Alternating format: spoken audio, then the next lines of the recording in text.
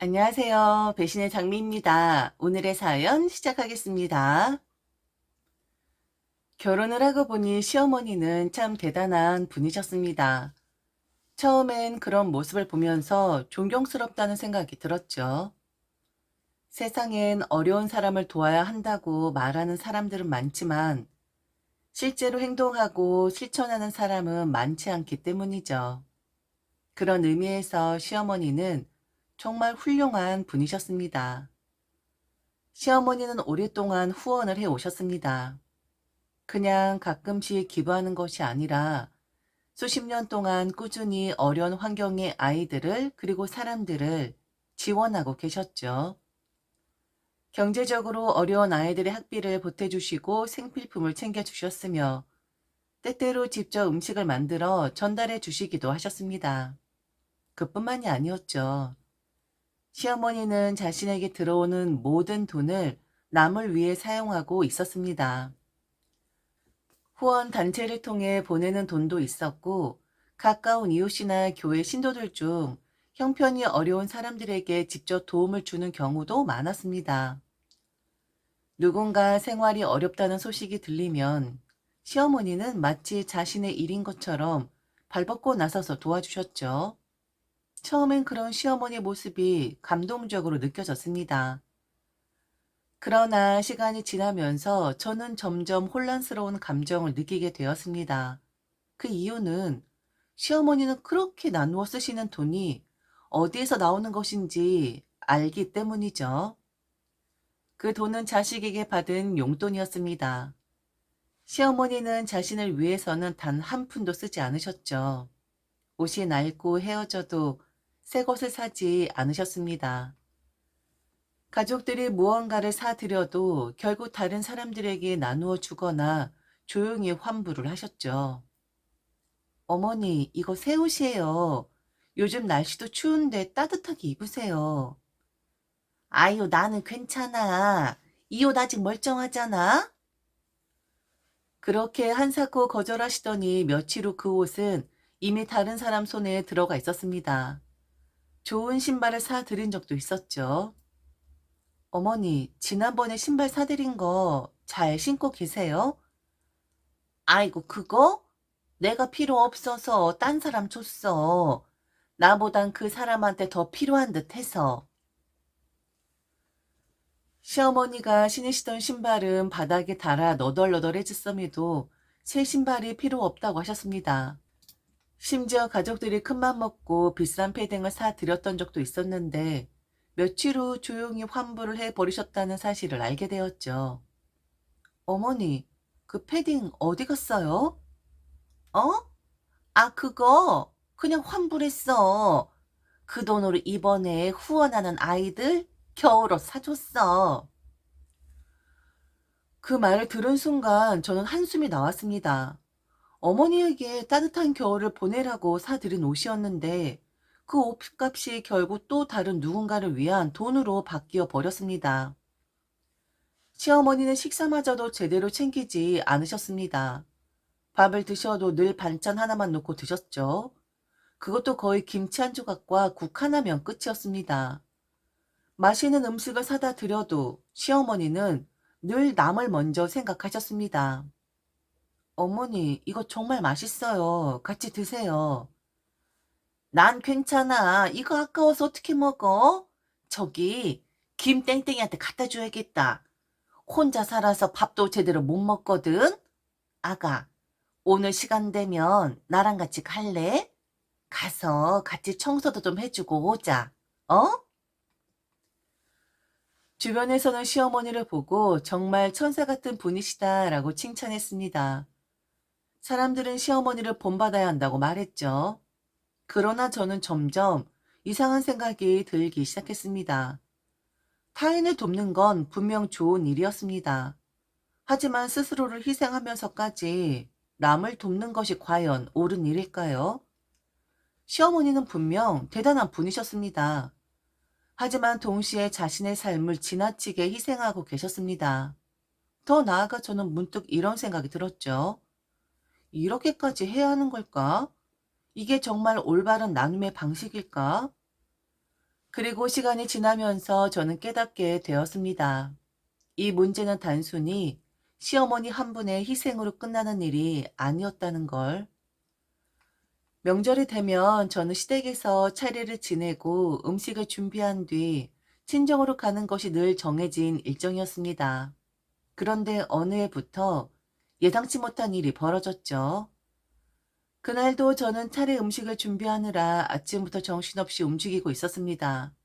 재료를 손질하고 반찬을 만들고 정리를 하느라 손 하나 쉴 틈이 없었습니다. 그렇게 겨우 한숨 돌릴 때쯤이었습니다. 갑자기 문이 열리더니 처음 보는 사람들이 우르르 몰려오기 시작했습니다. 순간 저는 당황했죠. 누구지? 그들은 평범한 손님처럼 보이지 않았습니다. 대부분이 낡은 옷을 입고 있었고 어떤 사람은 손에 짐을 바리바리 들고 있기도 했습니다. 그때서야 저는 깨달았습니다. 시어머니가 돌보는 사람들이구나. 그리고 다음 순간 시어머니 목소리가 들려왔습니다. 어서 와요. 추석인데 어디 갈 곳이 없으면 우리 집으로 와야지. 저는 속으로 한숨을 내쉬었습니다. 설마 했는데 정말로 데려오셨구나. 사실 명절이 되면 시어머니는 주변의 어려운 분들에게 음식을 나누어 주시는 것은 익숙한 일이었습니다. 그렇다고 집으로 직접 초대하는 일까지는 없었는데 올해는 아예 그분들을 집으로 모셔서 함께 명절을 보내기로 결심하신 듯 했습니다. 그렇게 저는 아침부터 준비한 음식이 어느새 이들을 대접하는 상차림이 되어버린 상황을 맞닥뜨렸습니다. 정신없이 움직이며 명절 음식을 준비한 것도 모자라 이제는 처음 보는 사람들의 식사까지 챙겨야 하는 상황이 된 것이죠. 자, 여기 앉아요. 따뜻할 때 드세요. 시어머니 환한 얼굴로 직접 상을 차려주셨고 저는 뒤에서 묵묵히 서빙을 하며 그 사람들의 식사를 챙겨야 했습니다. 그때까지만 해도 저는 그래, 그래도 시어머니 뜻이니 명절 하루 정도는 좀 힘들어도 괜찮겠지 하고 생각했습니다. 하지만 그것이 단순한 봉사가 아니라는 것을 깨닫는 데는 오래 걸리지 않았습니다. 사실 대부분의 사람들은 시어머니의 도움을 받고 진심으로 감사하며 식사를 하셨습니다. 정말 감사합니다. 이렇게 따뜻한 음식을 대접받다니, 명절에 이렇게 초대해 주시다니 정말 감사한 일이에요. 그들의 눈빛에서 진정한 감사함이 느껴졌습니다. 그런 분들에게 따뜻한 밥 한 끼를 대접하는 것은 저도 마음이 흐뭇해지는 일이었습니다. 하지만 모든 사람이 그런 것은 아니었죠. 몇몇 사람들은 마치 당연한 권리라도 된다는 듯 저를 하인 부리듯 부리기 시작했습니다. 이것 좀 더 주실래요? 그냥 요청하는 듯한 말투라면 괜찮았습니다. 그런데 어떤 사람들은 아예 지시를 하듯이 말을 했습니다.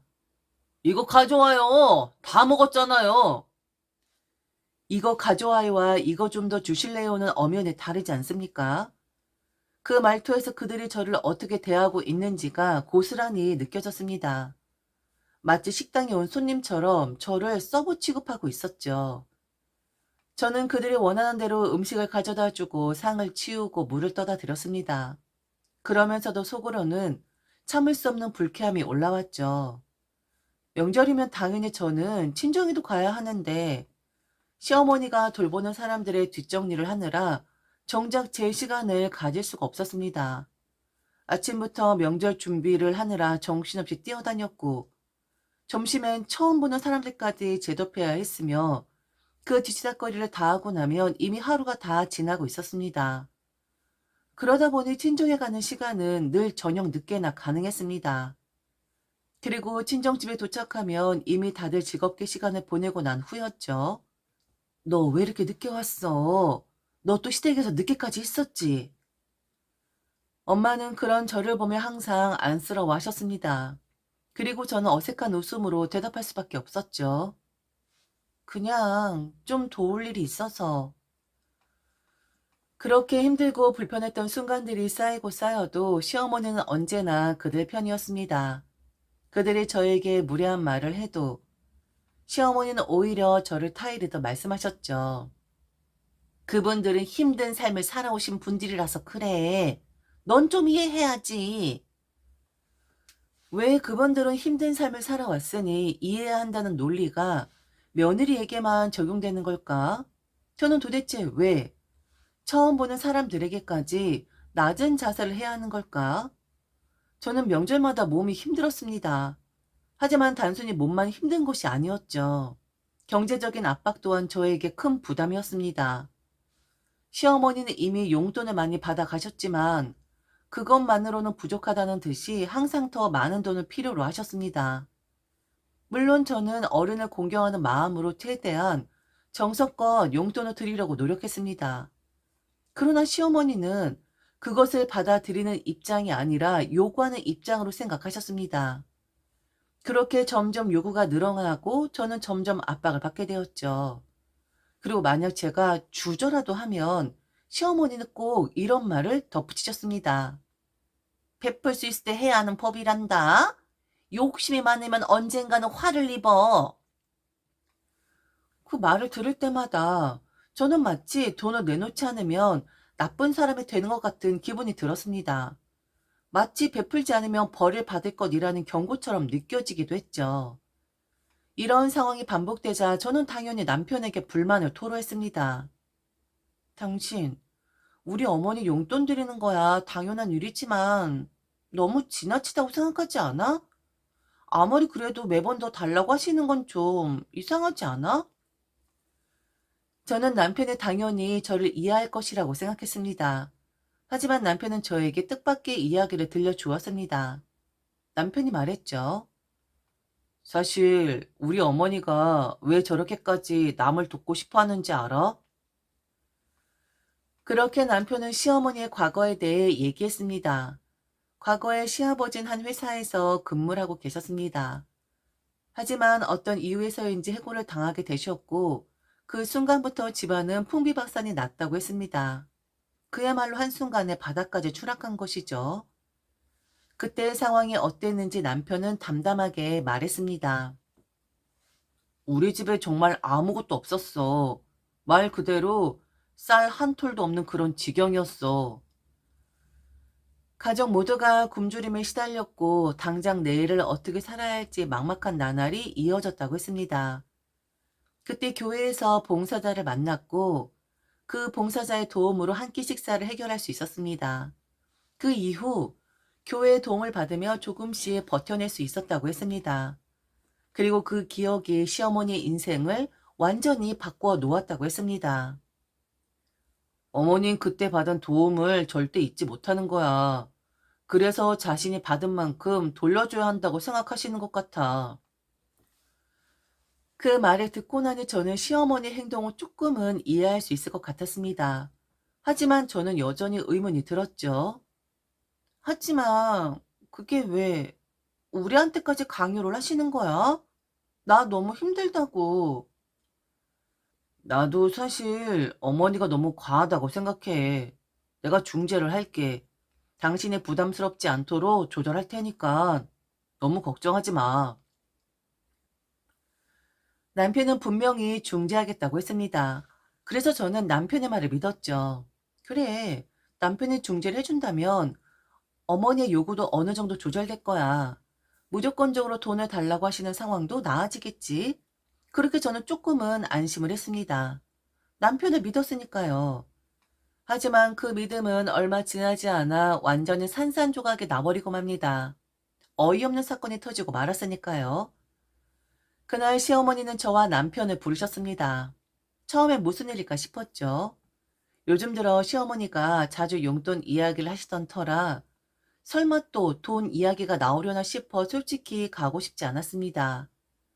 하지만 남편이 이번엔 뭔가 다른 이야기일 수도 있잖아 라며 설득했고 저는 마지못해 남편과 함께 시어머니의 집으로 향했습니다. 그런데 집에 들어서는 순간 예상치 못한 사람이 있었습니다. 거실 한쪽에 젊은 여자가 앉아 있었죠. 나이는 많아야 25에서 26 정도 되어 보였습니다. 그리고 그녀의 품에는 갓난아기가 안겨 있었습니다. 순간 저는 발걸음을 멈췄죠. 누구지? 처음 보는 사람인데? 남편도 당황한 듯 고개를 갸웃거리며 작은 목소리로 말했습니다. 당신 저 여자 알아? 아니, 처음 보는데. 시어머니께서는 우리를 보고 밝게 웃으며 손짓하셨습니다. 맞구나. 자, 어서 앉아봐. 그러면서도 그녀의 손을 꼭 잡고 있었습니다. 그 모습이 너무나도 자연스러워서 마치 이미 오래전부터 알고 지낸 사람처럼 보였죠. 그 순간 시어머니는 입을 열었습니다. 너희도 이제 알아야 할 것 같아서 부른 거야. 이 친구는 앞으로 우리랑 같이 살 거야. 네? 남편이 얼떨떨한 표정으로 되물었습니다. 그러자 시어머니는 우리의 반응을 이해하지 못하겠다는 듯 조금도 흔들리지 않는 목소리로 덧붙이셨습니다. 이 친구는 내가 보살피고 있는 사람이야. 미혼모인데 아이 아빠가 임신 사실 알고 도망가 버렸대. 미혼모? 그러니까 지금 시어머니 옆에 앉아있는 저 여자는 시어머니가 보호하는 미혼모라는 뜻이었습니다. 물론 시어머니가 그런 분이라는 것은 잘 알고 있었습니다. 하지만 설마 남의 집 자식까지 직접 데리고 와서 함께 살겠다는 이야기를 들을 줄은 몰랐습니다. 원래는 미혼모 시설에서 지내고 있었는데 내가 거기 있는 게 마음이 편치 않더라고. 그래서 직접 데리고 왔어. 이쯤 되니 저는 할 말을 잃었습니다. 아니, 아무리 그래도 그렇지. 이건 우리랑 상의도 없이 결정할 일이 아닌가? 그런데 더 황당한 일은 그 다음에 이어진 시어머니의 말이었습니다. 이 친구를 앞으로 신우라고 생각하면 돼. 네? 남편도 저도 순간 벙쪄서 서로를 바라보았습니다. 그러자 시어머니는 다시 한번 너무나도 당연하다는 듯한 표정으로 말씀하셨습니다. 신우라고 불러봐. 저는 숨이 턱 막히는 기분이 들었습니다. 생판 처음 보는 여자를 앞에 앉혀놓고 이제부터 우리 가족이니 신우이라고 부르라고요? 심지어 그 여자는 전혀 어색한 기색 없이 이미 익숙한 사람처럼 행동하고 있었습니다. 아이를 달래며 조용히 앉아있는 모습이 마치 이 집의 한 구성원이라도 되는 것처럼 자연스러웠습니다. 그 순간 시어머니는 다시 한번 폭탄 같은 말을 터뜨리셨죠. 이 친구를 그냥 혼자 살게 둘 수는 없잖아. 그래서 앞으로 우리가 이 아이까지 가족처럼 키울 거야. 그러니까 너희도 이 아이를 우리 가족의 아이처럼 여기면 돼. 뭐라고요? 어머니, 아무리 그래도 이건 너무... 하지만 저의 말이 끝나기도 전에 시어머니는 더 충격적인 말을 덧붙이셨습니다. 그리고 입이 늘어서 생활비가 더 좀 필요할 듯하다. 한 달에 300씩 줘야겠다. 네? 300만 원이요? 그래, 사람이 2명이나 늘었잖아. 앞으로 생활비도 더 필요할 테니 너희가 한 달에 300만 원씩 줘야 해. 이게 말이 되는 소리인가요? 지금까지도 시어머니는 돈을 계속 요구했습니다. 그것도 부족해서 이제는 생판 모르는 여자와 그 아이까지 우리가 책임지라는 건가요? 그 순간 저는 정말로 뇌가 멈추는 기분이 들었습니다. 그런데 바로 그때 그 여자가 시어머니 귀에 속삭였습니다. 그러자 시어머니는 갑자기 말을 바꾸셨죠. 아, 맞다. 300이 아니고 350이었다. 그 순간 저는 너무 어이가 없어서 헛웃음이 터졌습니다.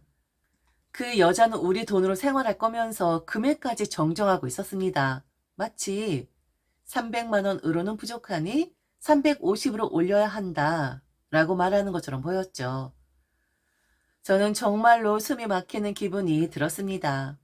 시어머니는 뻔뻔하게 신우이라고 불러라 라고 말하셨을 때 솔직히 저는 이 상황에 전혀 현실감이 없었습니다.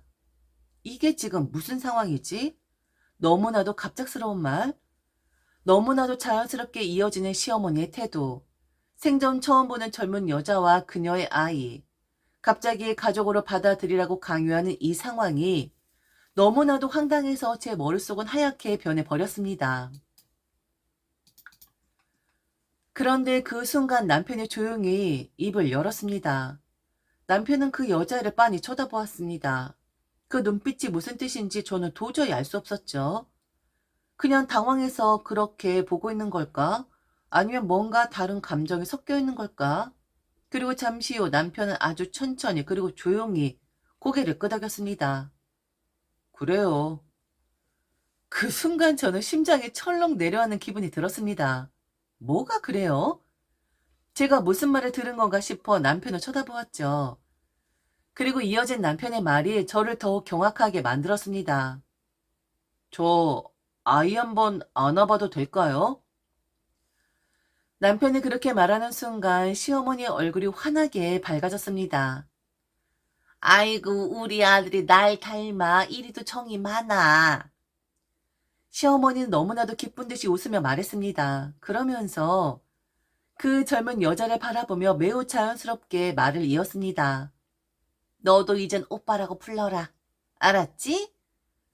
저는 심장이 철렁 내려앉았습니다. 지금 뭐라고 했는지 다시 한번 곱씹어야 했습니다. 지금 이 젊은 여자를 우리 가족이라며 시누이라고 부르라고 하더니 이제는 남편을 오빠라고 부르라고까지 강요하는 건가요? 순간 소름이 쭉 돋았죠. 이 사람들은 이미 이 상황을 당연하게 받아들이고 있다. 저는 마른 침을 삼켰습니다. 그래, 아이 한번 안아봐라. 이제 우리 가족이니까.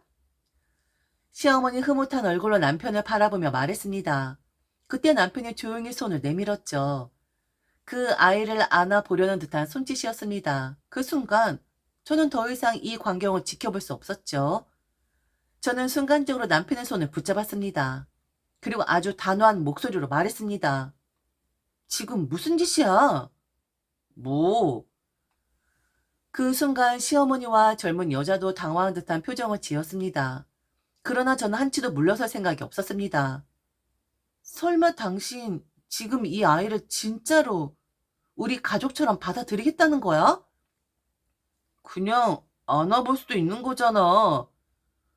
정말 동생으로 보는 거야? 진심으로 이 여자를 시누이로 받아들이고 이 아이를 우리의 가족의 아이라고 생각하는 거야? 그런데 그 순간 남편이 한 말은 저를 더욱 기가 막히게 만들었습니다. 남편이 저를 빤히 보며 눈살을 찌푸렸습니다.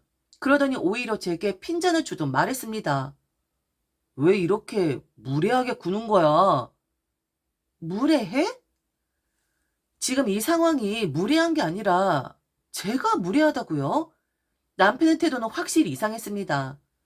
저는 솔직히 남편이 이 상황에서 시어머니와 싸워주기를 바랐습니다. 최소한 어머니, 이건 말도 안 됩니다. 라고 말해줄 거라고 믿었습니다. 하지만 남편은 지금 이 상황이 이상하다는 것조차 깨닫지 못하는 표정이었습니다. 오히려 제가 이 상황을 받아들이지 못하는 걸 문제 삼고 있는 것 같았습니다.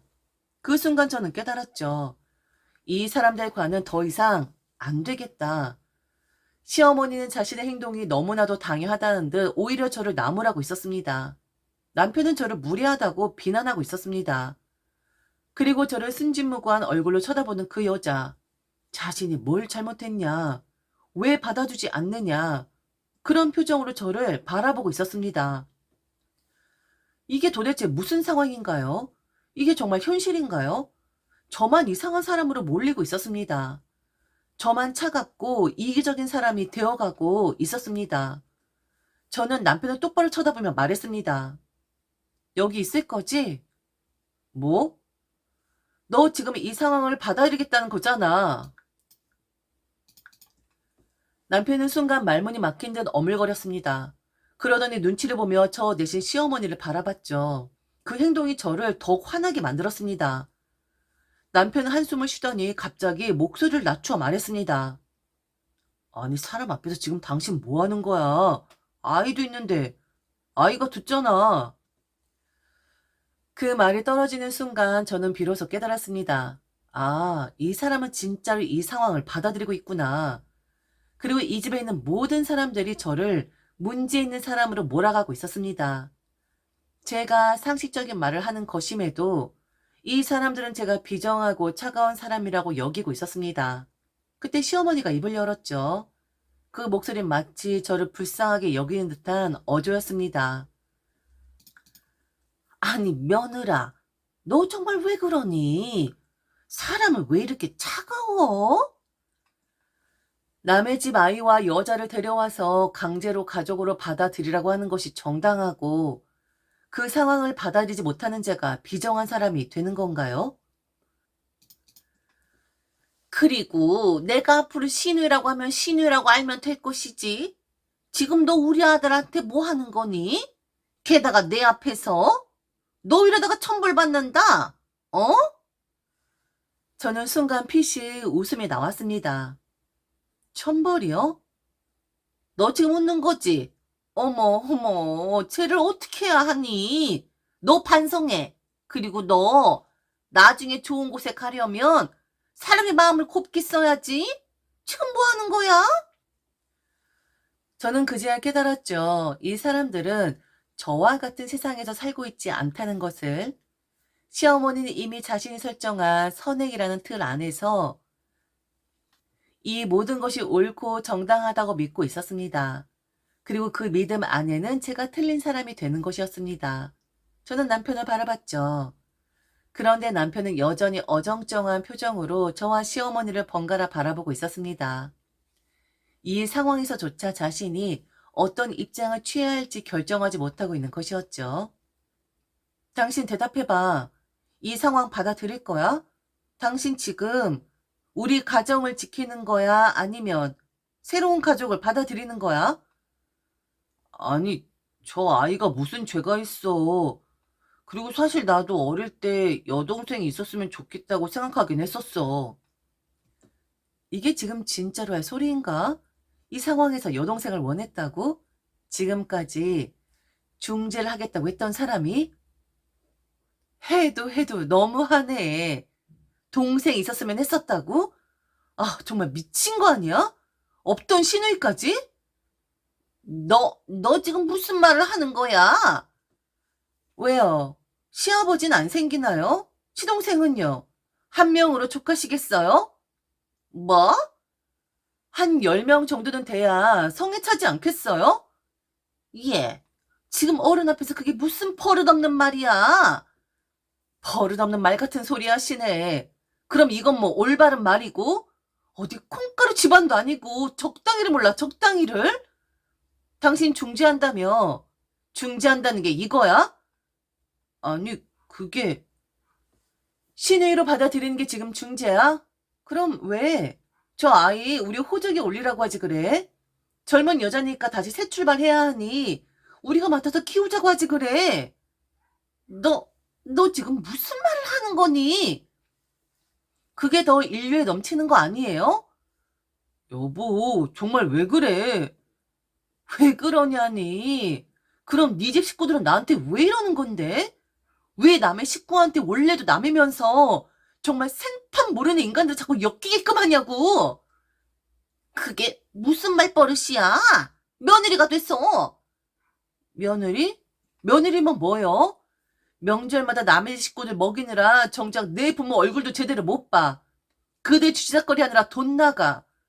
지금까지 한 번이라도 내가 우리 집 식구를 위해 제대로 명절을 보낸 적이 있었어요? 당신은 늘 남 도와주느라 바빴잖아요. 당신만 하면 되는 거 꼭 나를 집어 넣었잖아요. 저기요, 어머니. 아니, 이젠 그냥 아줌마라고 부를게요. 뭐라고? 아줌마, 남의 집 식구 받는 김에 이제 당신 핏줄도 받아가세요. 당신 아들도 보살피면 되겠네. 여보, 그만해. 뭘 그만해? 남 보살피는 김에 당신 아들도 다시 데려가서 보살피라고요. 그 순간 방 안의 공기가 얼어붙었습니다. 남편이 입술을 꾹 깨물며 저를 바라봤죠. 시어머니는 충격을 받은 듯 가만히 저를 응시하고 있었습니다. 그 여자는 여전히 순진한 얼굴로 상황을 바라보고 있었습니다. 우리 이혼하자. 나 너랑 더 이상 못 살아. 이제 끝내. 이혼은 무슨 이혼이야? 너 제정신이야? 좋은 뜻 나누려고 하는데 너 정말 왜 이러는 거야? 애 보기 부끄럽지도 않아? 애가 무슨 죄라고? 누가 애가 죄라고 했어요? 죄는 당신들이 진 거지. 왜 애를 걸고 넘어져요? 그리고 좋은 뜻은 당신들이나 많이 하라고. 난 하기 싫으니까. 이혼을 선언하자 남편과 시어머니는 처음엔 믿지 못하겠다는 표정을 지었습니다. 이혼이 쉬운 건 줄 아냐면서 저보고 제정신이냐고 하더군요. 결국엔 제게 이혼하면 재산 분할을 해야 하는 거라는 말까지 하더군요. 이혼해서 도대체 뭘 얻겠다고 그래. 뭘 얻기는? 너와 상관없는 인생을 얻겠지. 그래, 좋다. 이혼하자. 그럼 재산 분할은 해야지. 뭐라고? 결혼할 때부터 우리가 함께 살았던 집이잖아. 그러니까 이 집도 반은 내 몫이야. 지금 진심이야? 당연하지. 법적으로 부부가 함께 생활한 재산은 나눠야 하는 거잖아. 아, 정말 황당하네. 저는 한숨을 크게 내쉬고 차분하게 법적으로 제가 얼마나 유리한 상황인지 설명해 주기로 했습니다. 첫째, 결혼 전에 이미 내가 마련한 집이야. 이 집은 내 명의로 돼 있고 내 돈으로 산 내 집이라고. 그래도 우리가 결혼 생활을 하면서 함께 살았잖아. 그럼 당연히 내 몫도 있는 거지. 네가 이 집을 위해 한 일이 있어? 대출금 낸 적 있어? 월세 낸 적 있어? 관리비 부담한 적 있어? 아니면 집을 수리하면서 비용을 보탠 적이라도 있어? 부부 공동 재산으로 인정되려면 결혼 생활 중에 서로가 경제적으로 기여한 부분이 있어야 하는 거야. 하지만 당신은 이 집에 대해 단 한 푼도 경제적 기여를 하지 않았잖아? 법적으로 따지면 이 집은 100%내 소유야. 함께 살았다는 이유로 소유권이 생기는 건 아니라고. 둘째, 이혼의 유책 사유가 누구에게 있겠어? 당신과 당신 집은 결혼 생활 중에 나에게 감당할 수 없는 희생을 강요했고, 나와 상의 없이 남의 여자를 가족으로 받아들이겠다고 결정했으며, 경제적으로도 부담을 주려고 했어? 법적으로 보면 나는 피해자야. 그래도 우리 엄마가 잘해줬잖아. 우리 엄마가 너한테 나쁘긴 안 했잖아. 잘해줬다고? 덕분에 명절마다 남의 집 사람들 먹이느라 정작 내 부모님 얼굴은 제대로 보지 못했지. 그들 쥐작거리 하느라 돈도 줄줄 세어나갔고. 뭐? 덕을 쌓게 해줬다라고 억지로 끼워 맞춘다면 그 정도? 나는 괴로웠다고. 나는 견디기 힘들었다고. 저는 법적으로 완전히 유리한 입장이었습니다. 이혼의 유책 사유는 남편에게 있었고 집은 원래부터 제 소유였으며 시어머니까지 제게 경제적 부담을 강요한 점이 입증되었습니다. 결국 남편은 집에 대한 권리를 완전히 포기해야 했죠. 그리고 시어머니는 위자료를 지불해야 했습니다. 이제 남편과 시어머니는 저를 향해 원망 어린 눈빛을 보내겠죠. 그러나 저는 그들에게 단 한마디만 던졌습니다. 남들에게나 인류애를 잘 보이면서 사세요. 정작 가족인 며느리한텐 안 그랬지만 그들은 끝까지 저에게는 인류애를 보이지 않았습니다. 그러나 저는 이제 그들로부터 완전히 자유로워졌습니다. 그들은 앞으로도 평생 주제넘게 남들을 보살피면서 살겠죠. 남들에게만 너그러움을 베푸는 척하겠죠. 하지만 저는 이제 다릅니다. 저는 그렇게 살기 싫어서 빠져나왔습니다. 이제 저는 진짜 저만을 위한 인생을 살아가려고 합니다. 지금까지 들어줘서 진심으로 감사합니다. 이상 배신의 장미였습니다.